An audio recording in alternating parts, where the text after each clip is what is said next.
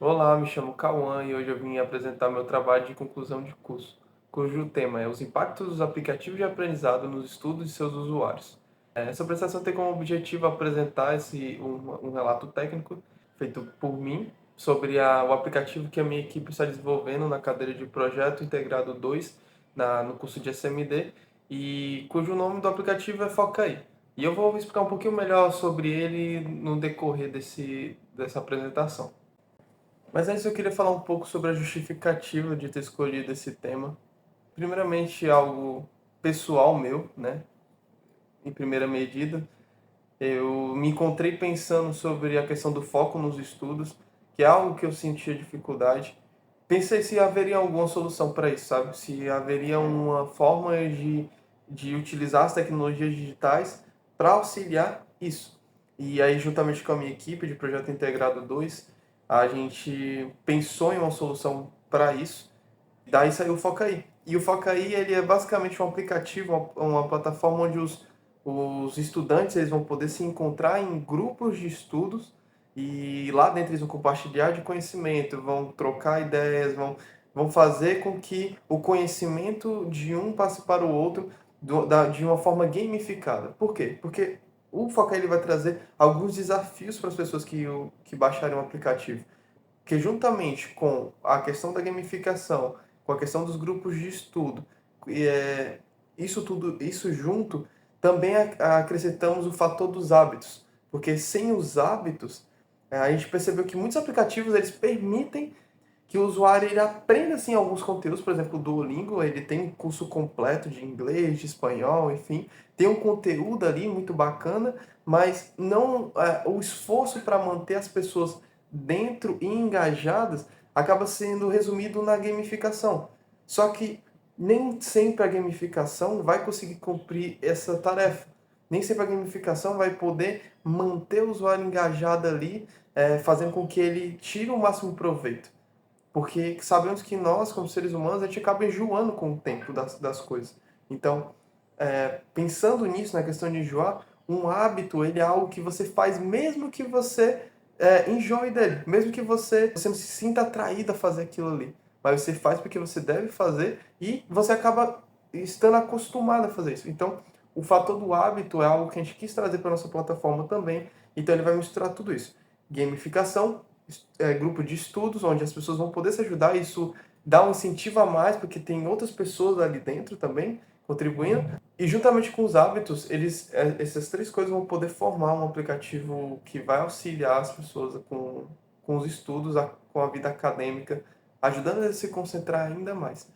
Então, essa pesquisa ela vai buscar encontrar quais são os métodos que, por exemplo, o Duolingo utilizou, quais são os métodos que as plataformas digitais utilizam para poder auxiliar no estudo dos alunos e com isso alcançar os objetivos que eu vou falar agora. Bom, começando pelo objetivo geral, né, que é o de identificar nas plataformas digitais quais são os aspectos bons e quais são os aspectos ruins delas e identificar os reais impactos delas na vida estudantil dos usuários. Isso vem por conta do problema principal desse trabalho, que é justamente a falta de foco dos alunos, né? Então, até para trazer uma base, o Instituto Ayrton Senna, ele fala que de 1 a cada 3 estudantes, em uma das pesquisas que eles fizeram, eles sentem sim dificuldade com relação à concentração na cidade de São Paulo, né? Foi feito esse estudo.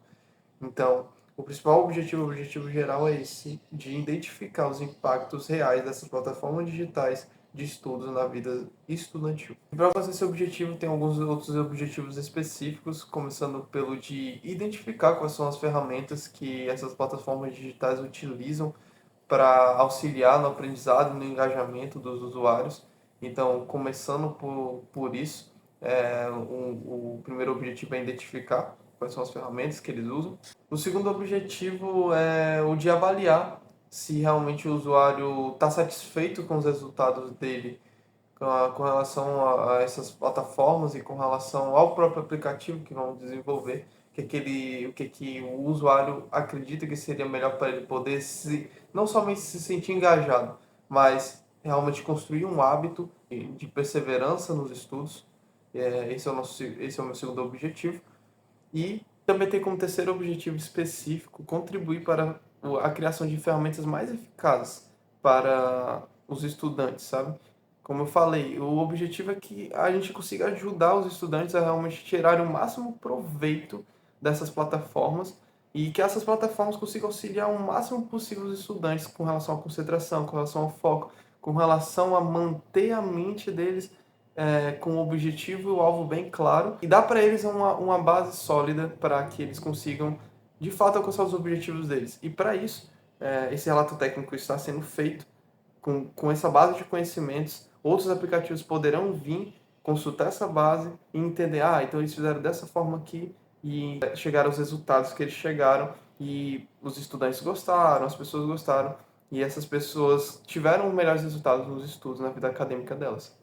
Bom, agora a gente vai para a parte do referencial teórico. Começando primeiramente com os algoritmos. Segundo Santos, os algoritmos eles se adaptam de acordo com o que o usuário vai interagindo. Ou seja, se o usuário ele curte mais certo tipo de conteúdo, se ele comenta mais aquele tipo de conteúdo, se ele compartilha mais aquele tipo de conteúdo, a plataforma começa a pegar aquele conteúdo e enxurrar a vida do usuário com aquilo ali. Por quê? Para que aquela pessoa fique mais tempo consumindo conteúdo, para que fique mais tempo dentro da plataforma. Isso é uma forma de reter, é uma forma de engajar. Por isso que por isso que eu quero examinar e estudar esse tipo de algoritmo para que a gente possa utilizar para o bem e utilizar para que os algoritmos sirvam para manter os estudantes focados. Então, a primeira base do referencial teórico é justamente esse artigo do Santos de 2022. Também gostaria de destacar a questão dos grupos de colaboração ou grupos de estudos para engajamento dos usuários e com base a gente tem um exemplo do grupo de estudos em geometria, o GEPGEL, que lançou um estudo sobre os grupos de estudo e qual é o impacto deles na vida acadêmica, questão de compartilhar conhecimentos de pessoas de diversos níveis de escolaridade e o quanto isso impactou a vida acadêmica benéfica de maneira boa os estudantes. Então, grupos de estudos e colaboração também é um referencial teórico para esse trabalho. Bom, agora indo para a metodologia, a abordagem vai ser uma abordagem mista, combinando a análise qualitativa e quantitativa, enfatizando principalmente a qualitativa, porque nosso objetivo com o aplicativo não é simplesmente o quanto a pessoa estudou, mas se o que ela estudou realmente foi um conteúdo que ela absorveu e conseguiu entender, sabe? Mesmo que não tenha sido muito tempo que ela estudou, mesmo que ela tenha estudado 1 milhão de assuntos, mas aquele assunto ali específico que ela conseguiu aprender, a gente vai estar buscando esse tipo de resultado. Então, para combinar as análises dos dados, vamos buscar essas pesquisas qualitativa e quantitativa na hora de testar os usuários, né? Ou testar a experiência do usuário com a plataforma. Então a gente optou por utilizar o System Usability Scale, que é o SUS, e o User Experience Questionnaire, que o SUS ele é bem conhecido, ele é o teste de usabilidade, escala de usabilidade do sistema. Então o usuário vai ter lá as pontuaçõezinhas em que ele vai atribuir para o que ele achou sobre a plataforma, sobre o aplicativo em si.